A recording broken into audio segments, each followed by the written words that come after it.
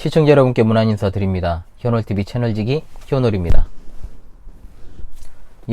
수요일에는 기독교 핵심 길라잡이 시간을 갖고 있습니다. 지금은 이제 10계명 10마디로 된 언약의 말씀을 공부하는 중에 있고, 지난 시간까지 4번째 계명까지 공부를 했고요. 오늘부터는 이제 언약의 말씀 5번째 계명에 대한 시간을 갖도록 하겠습니다. 오늘은 첫 번째 시간입니다. 10마디 언약의 말씀의 전환점을 이루는 부분이 바로 5계명이라고 할 수 있습니다. 자, 그러나 전환점을 이룬다고 해서 어떤 새로운 계명이 시작되는 것은 분명 아닙니다. 이미 10계명의 서문에서 강설한 바 있습니다만, 제가 10계명을 하나의 도덕률로 이해하는 사람들은 10계명의 서문의 중요성을 간과합니다. 그러니까 10계명의 서문을 기준으로 해가지고 10계명을 이해하지 않으면 4계명까지는 별 의미가 없죠. 그리고 5계명에서 10계명까지만 실질적인 의미가 있게 될 것이다.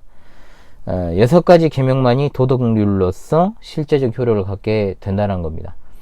자, 그러나 다시금 강조합니다만, 하나님은 계명을 주실 때 우리에게 어떤 도덕적인 인간이 될 것을 위하여서 그런 목적에서 주신 것이 아니라, 하나님의 하신 일이 무엇인지를 깨닫고, 또 그 가운데서 너희가 하나님을 사랑하고 또 하나님께 지켜야 될 의무가 무엇이며, 그리고 하나님께서 허락하신 우리에게 주신 이웃들을 사랑하고 이웃들에게 지켜야 될 의무를 가르치시기 위한 목적으로 10계명을 주셨다는 겁니다. 그러므로 우리의 어떤 인간관계의 규율을 다루는 것처럼 보이는 5에서 10계명도 하나님 중심으로 생각을 반드시 해야 된다. 만약에 그렇지 않다면 도덕윤리 시간에 배우는 것 이하 이상도 될 수 없다. 마가복음 12장 29절로 31절에 예수께서 대답하시되, 첫째는 이것이니 이스라엘아 들으라. 곧 우리 주 우리 하나님은 유일한 주시라. 내 마음을 다하고 목숨을 다하고 뜻을 다하고 힘을 다하여 주 너의 하나님을 사랑하라 하신 것이요, 둘째는 이것이니 내 이웃을 내 자신과 같이 사랑하라 하신 것이라. 이보다 더 큰 계명이 없느니라. 아멘. 자, 사람과 사람 사이의 관계에 관한 계명 또한 하나님과의 관계의 연속선상에서 주어진 것이기 때문에 따로 떼어 생각할 수 없습니다. 무엇보다도 이것은 인간의 도리에 대해서 가르치는 계명이 아니라, 우리를 구원하신 성삼일체 하나님께 대한 감사와 그리고 의무로서 세상에 주신 관계를 바라보는 계명이다 라는 것을 여러분 꼭 기억하십시오. 자, 오늘 5번째 계명을 시작으로 해가지고요, 나머지 계명을 통해서 인간을 통한 하나님의 정말 그 인간을 향한 성도들의 태도가 어떠해야 될 것인가, 그리고 그 행위는 어떠해야 하는가를 주신 언약의 말씀을 기준으로 해서 바르게 확립하는 시간을 저와 함께 가져보도록 합시다. 자, 그래서 이 시간에 첫 번째로 이제 내 부모를 공경하라는 이 5계명, 자, 부모에 대해서 한번 생각을 해보죠. 자, 부모는 그렇다면 왜 공경을 해야 되는 것인가? 자, 그것은 바로 부모는 하나님의 직분자이기 때문입니다. 자, 많은 신앙의 선배들은 하나님의 대리자라는 표현을 많이 써왔고 씁니다. 참으로 좋은 표현입니다. 그러나 저는 대리자라는 말이 오해를 불러일으킬 수 있기 때문에 직분자라는 말이 더 좋은 것 같습니다. 자, 부모는 하나님이 세우신 직분자다. 가정의 직분자. 부모님에게 순종해야 될 근거는 어디에 있냐? 바로 이 말에 들어있죠. 바로 하나님께서 부모님의 손을 통해서 우리를 태어나게 하셨고 또 우리를 다스리기를 원하시기 때문이다. 하나님은 온 세상 만물을 다스리시는 섭리자가 되십니다. 그런데 하나님께서 특별히 세상을 다스리실 때 자신이 세우신 직분자를 통해 다스리시는데, 특히 인간이라고 하는 존재의 출발점이라고 할 수 있는 가정에 부모라는 직분자를 세우셔서 우리를 다스리시는 것을 기뻐하셨다는 뜻입니다. 그러므로 단순하게 부모가 나라는 존재를 갖다가 낳아주셨기 때문에 중요한 존재다라는 생각에 머물러서는 안 되고, 내 앞에 계시는 부모는 하나님께서 세우신 직분자라는 개념으로 바라보아야 된다라는 것입니다. 특별히 하나님께서 인간 세계에 주신 많은 직분자들이 있지 않습니까? 그런데 그 가운데 부모는 그 중에서도 가장 독특하고 매우 특별한 직분자다. 왜냐하면 부모를 통해서 자기 자신이 태어났을 뿐만 아니라 그 자녀의 교육까지도 부모에게 책임지도록 임명하신 직분이기 때문에 그렇습니다. 매우 막중하죠. 사실 근대 교육이 본격적으로 발달하기 이전까지만 해도 부모의 역할은 매우 절대적이었습니다. 아이의 성격과 가치관과 인생관에 이르기까지 부모에 의해서 거의 형성이 된다라고 봐도 무방하죠. 그런데 지금은 아이가 걷기도 전부터 다른 사람의 손에서 자라니 이것이 아무리 시대가 바뀌고 절대 다수가 맞벌이 가정인 어쩔 수 없는 시대적 흐름이요 환경이라고는 하지만 이런 관점에서 보면 이 시대의 부모들은 자 어려움과 상관없이요 자 자신의 직분에 있어 상당한 직무유기를 하고 있다라고 볼 수 있는 겁니다.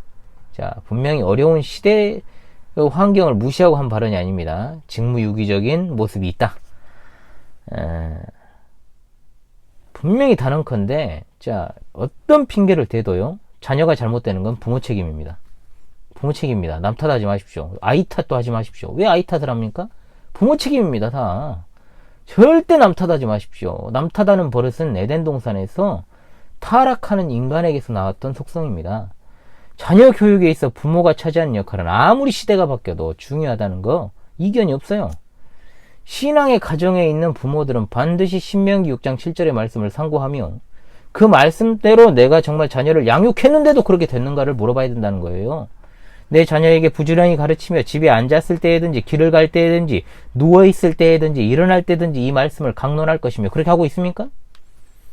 너는 또 그것을 내 손목에 매어 기호를 삼으며 내 미간에 붙여 표로 삼고 내 집 문설주와 바깥문에 기록할지니라 그렇게 하고 있냐고요.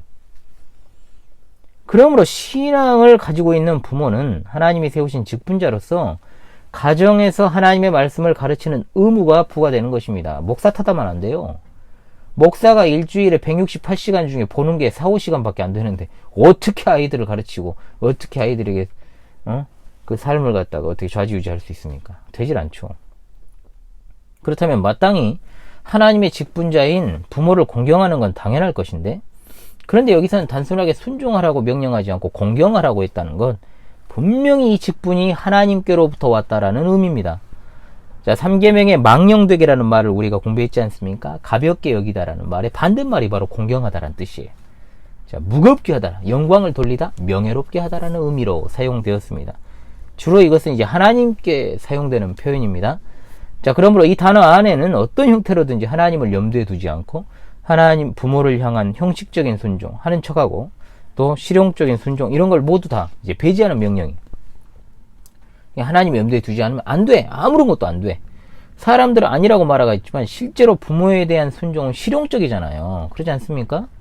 어린 시절에는 말 안 들으면 두드러 맞으니까 이제 순종을 해요. 그런데 머리가 커지고 힘이 세지면 혼나는 일이 적어지니까 순종을 덜 합니다. 자, 어릴 때는 부모의 역할이 절대적이지만 크면 이제 자기 손으로 할 수 있는 일이 많아지니까 부모를 멀리하죠. 그리고 타락한 사회적 현상 중 하나가 뭡니까? 부모가 연로하게 되면 도움을 받기는커녕 이제 자식이 부모의 짐을 져야 할 상황이 와요. 그러면 거리를 유지하려는 경향을 그땐 또 보여요. 형식적이고 실용적인 이유에서 부모에게 순종하는 사람은 그런 이유가 없어졌을 때 공경은 고사하고 순종하지도 않고 따르지도 않을 거예요. 잠언 23장 22절에 너를 낳은 아비에게 청종하고 내 늙은 어미를 경히 여기지 말라. 우리 신앙의 선배들은 하이델베르크 요리문답 104문답에서 제5계명에서 하나님께서 원하시는 것은 무엇입니까? 이에 대한 답변으로 모든 공경과 사랑과 신실함을 나타내라고 답변합니다. 신실함이라는 말에 주목합시다. 부모님이 어떤 상황에 놓여 있든지 간에 여전히 잘 모시라는 거예요. 어렸을 때는 순종하면 얻어먹을 것이 있으니까 잘하고 부모님이 늙으면 이제 얻어먹을 것은 없으니까 오히려 내 호주머니에서 돈 나가니까 적당히 요양병원으로 고려장시키는 그런 모습들 신실함과는 거리가 멀죠. 그러나 기억합시다. 부모 순종의 근거는 하나님이 세우신 직분자이기 때문입니다. 부모님의 권위는 하나님으로부터 나옵니다. 이윤 목사가 이 현월이가 목사라는 직분을 갖고 있다고 해서 부모와 자식 간의 관계가 변화가 있는 건 아니에요. 제 신앙도 부모로부터 물려받은 것이기 때문에 제가 지난 시간에 아버지 이야기도 했습니다만 비록 제가 교회에서는 부모보다 위에 있는 직분자라 해도 저의 부모님은 여전히 제 위에 주신 하나님의 직분자입니다. 그렇죠?